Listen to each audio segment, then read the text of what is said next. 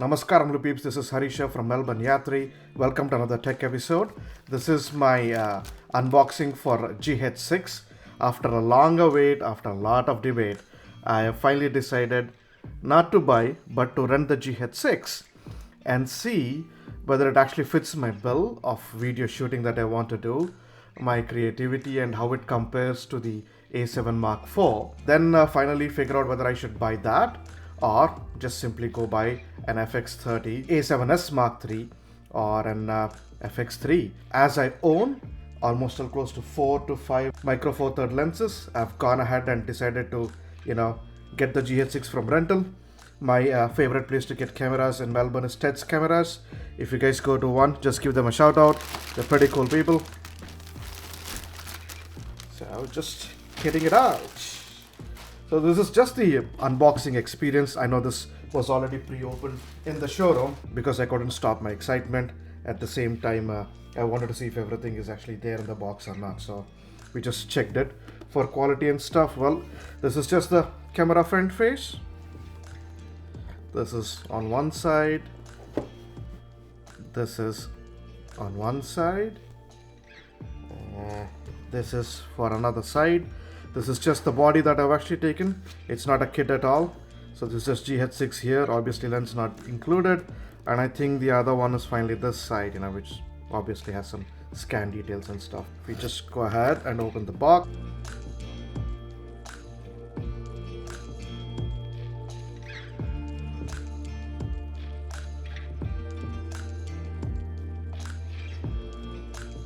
Drum roll please.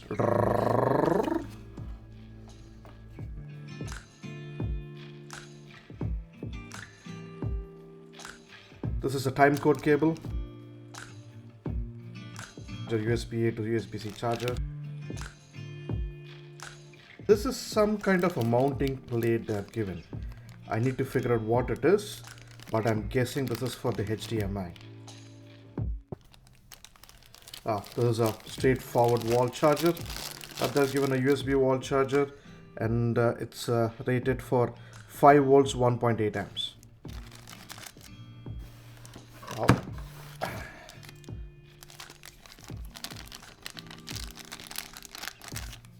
The battery.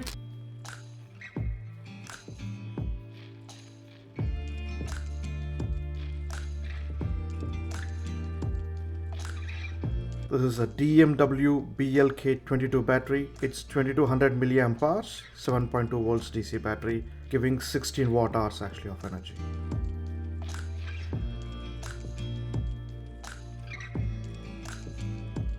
Finally, a docking case. So this is a docking charger. Obviously you can use the USB-C on the camera itself to charge. Now the cool thing is it's saying it 50, 80 and 100. So it shows you how much it is actually charged. Just having a single USB-C port to go ahead and charge. On this USB charger, you would be using these ports to charge, used by the camera itself to use it. So you just plug it in. It currently says 80%. That's really nice. Even though this is not plugged into anything, the moment you plug in your empty battery, it tells you at least how much charge it's having, 80%. Not bad. We can turn on the camera. And drum roll for the second time, please. That's the king of micro four third, the king who can do 5.7K at 60 frames per second. I am drooling to actually look at that video. How does a 5.7K 60p look like? Yeah, never seen one. Okay, I never shot one, so hopefully I should like it. This has 2 ports, programmable ports. This is the record one. This is to actually release the lens out of it. Obviously bold LUMIX right up here. This one is actually used for time code input, and you can use this cable that they provide to put in the time code. Big fan, obviously, for cooling purposes. You can listen in the headphones, pop in the mic, and yes, HDMI, full graded HDMI, and the famous USB-C port where you can charge. And now from version 2.2 of firmware and above, you can use an external SSD card to go ahead and record externally. But just remember, if you record on the external SSD card, you can't record on the internal cards. Similar opening like my G9. So this is two cards. One takes up to SDXE2, looks like it takes a V90 card, and the other one is just a CF Express card. Okay. So now I got to order a CF Express B card from Amazon. Well, we don't have a choice, do we? I see a tally light here. Obviously, you have the return menu display, menu, Q, joystick, manual focus C and S, autofocus on, video, and then you have this lock button. Curious to see what this lock button is for, and obviously your playback button. This iCup looks to be pretty big, and the sensor is actually big. If you look at, this is the display, the famous display of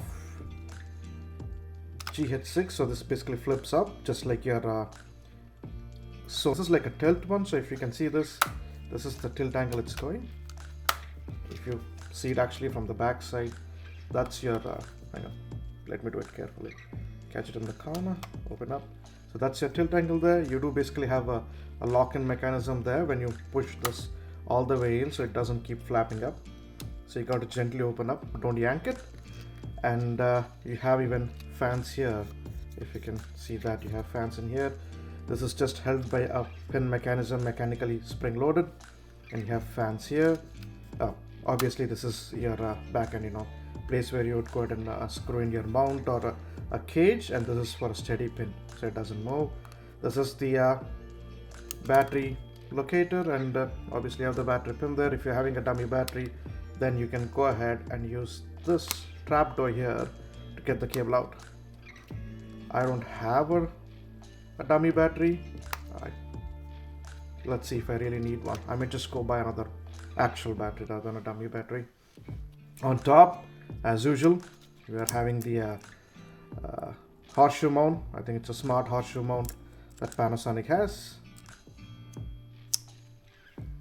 Left hand side is basically your mode selection for shooting.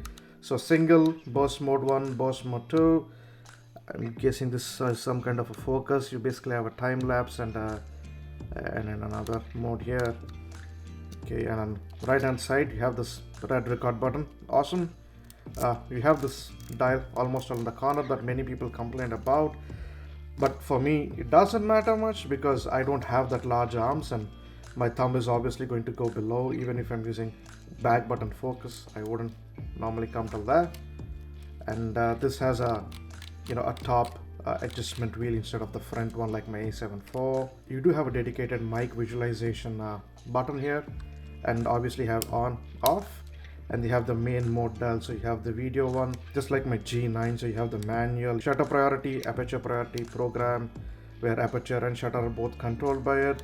It's IA, all intelligence mode, and interestingly you have 4 custom modes that you can have. What I need to check is whether it has any soft custom modes just like my G9. So well, you do have these 2 mic holes actually up here to capture any mic position. This is where the lens, no, where is the lens marker on this, man? Oh, there you go. This is the lens marker here. Looks like this is an LED, this is an LED. You have front LED here. Obviously this is for your focus. There is one tail light on the back. So let's put on the battery, power it on and see. So that's there. These are the pins which are going in there. Oh, that goes in this way. So if you've not seen, the pins are facing this way. So you just drop it in, click in there, solid click, close the door, and switch it on.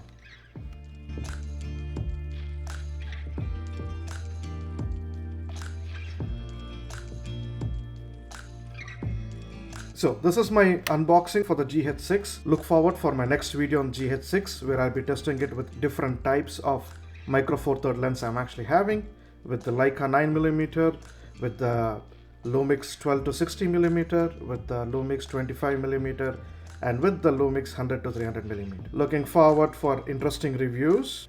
If you do like this video and would like to see more content like this, go ahead and drop a subscribe. A like or subscribe would be absolutely awesome for my YouTube channel, as it goes ahead and gives me the opportunity to be noticed by many people. Thank you. Wish you all the best. Looking forward to seeing you all in the next video. Take care. Peace.